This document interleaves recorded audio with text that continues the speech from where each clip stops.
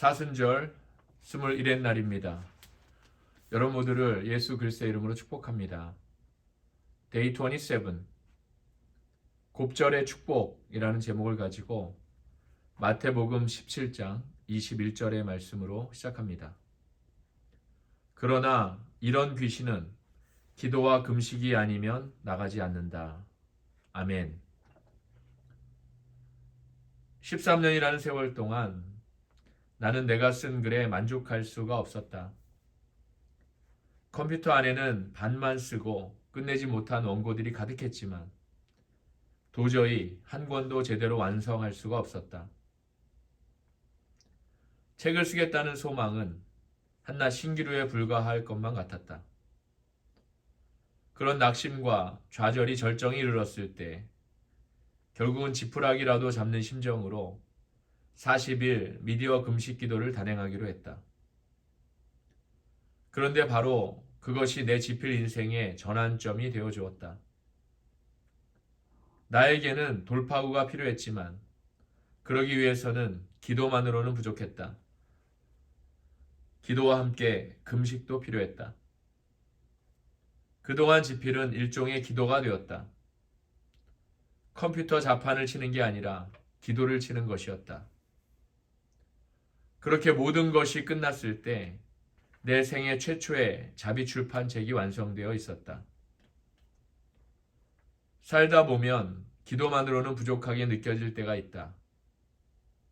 그때는 기도와 함께 금식도 겸해야 한다. 마태복음 17장 21절에는 기도와 금식이 병행할 때 일어나는 기적이 따로 있다고 기록되어 있다. 우리가 이중 잠금 장치를 풀기 위해서는 기도와 금식을 모두 사용해서 기적을 풀어내야 한다. 이 두 가지 영적 훈련은 더하기가 아니라 곱하기의 능력과 효과가 있다. 우리를 하나님 앞으로 더 가까이, 더 빨리 다가서게 하는 것이 금식이다. 금식에는 인내와 절제가 필요하지만 고압 산소방이 치료를 가속하는 것처럼 클릭 한 번으로 어디든 가게 만드는 인터넷 링크처럼 금식은 우리 기도를 가속한다. 금식은 가속 기도인 셈이다. 금식에는 여러 가지 다양한 형태가 있다. 나는 정초마다 과일과 채소만 먹는 다니엘식 금식을 21일 동안 한다. 때로는 해 뜰 때부터 해질 때까지 음식을 안 먹는 금식도 있고 아예 아무것도 안 먹는 완전 금식을 단기간 동안 할 때도 있다. 금식이라고 하면 보통은 음식을 절제하는 것을 의미하지만 미디어 금식도 매우 효과적인 방법이다. 하나님의 음성을 잘 듣기 위해서는 주변의 소음을 차단해야 한다. 텔레비전 금식, 게임 금식, 휴대폰 금식 같은 것들은 하나님의 음성을 또렷이 듣기 위한 현대인의 필수 금식이라고 볼 수 있다. 어떤 것은 금식하건 관건은 시간과 목표를 정해놓는 것이다.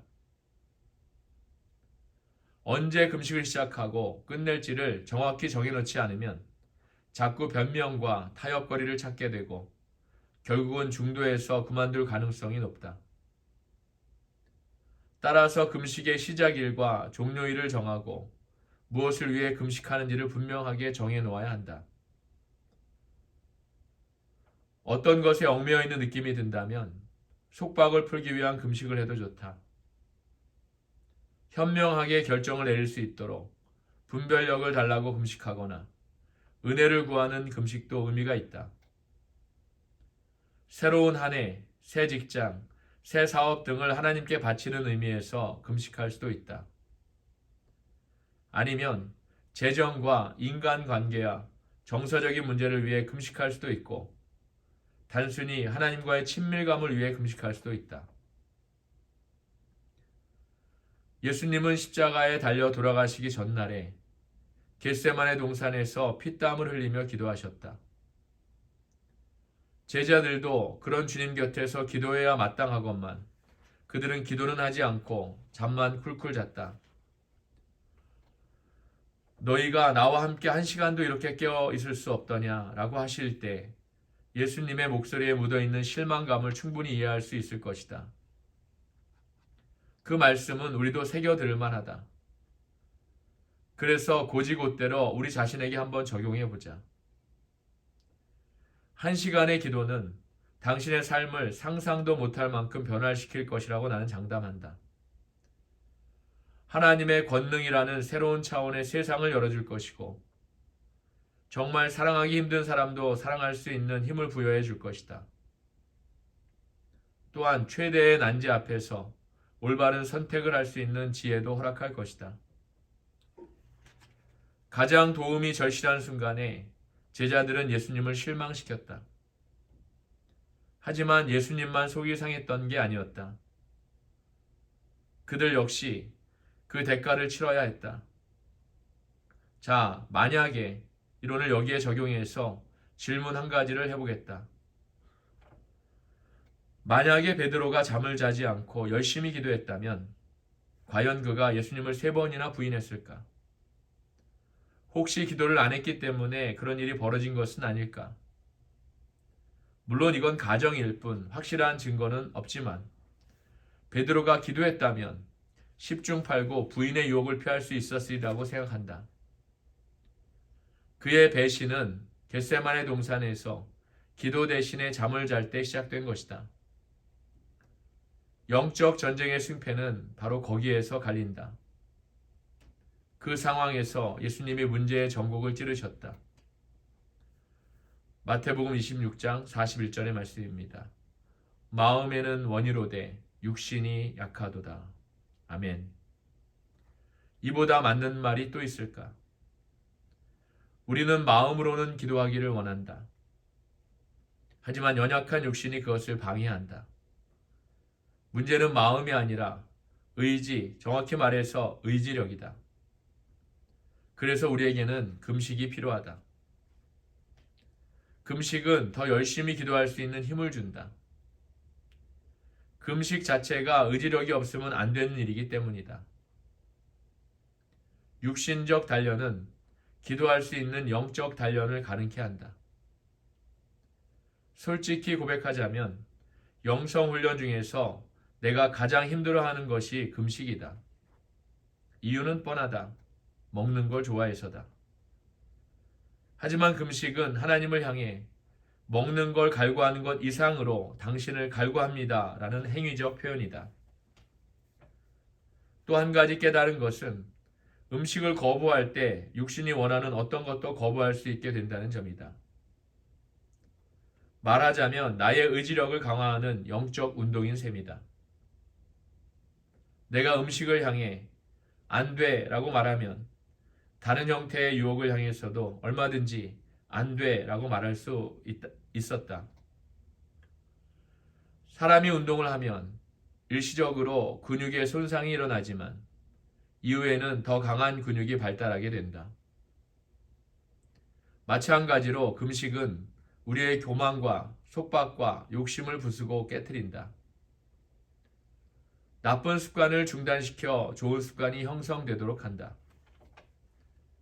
영적 무감각을 치료해서 성령에 민감하게 만드는데 금식만큼 좋은 것이 없다. 당신이 지금까지 나약하게 살았다면 하나님이 당신을 성령의 능력으로 붙드실 것이다. 40일을 금식하신 예수님은 육체적으로 몹시 허약한 상태였지만 예수께서 성령의 능력으로 갈릴리에 돌아가시니 라고 성경은 말한다. 내가 점점 더 확신하는 사실은 어떤 기도든지 그 기도의 응답은 성령이라는 점이다. 당신에게 더 많은 능력이 필요한가? 그러면 더 많이 성령에 충만해지라. 더 많은 지혜가 필요한가? 그러면 더 많이 성령에 충만해지라. 더 많은 사랑과 평강과 기쁨과 인내와 온유와 자비와 양성과 충성과 절제가 필요한가? 그러면 더 많이 성령에 충만해지라. 우리는 성령으로 충만해져야 한다. 그러기 위해서는 먼저 우리 자신을 비워야 한다. 자신을 비울 수 있는 최고의 길이 바로 금식이다. 중대한 결정을 내려야 할 때면 나는 금식 기도를 드린다.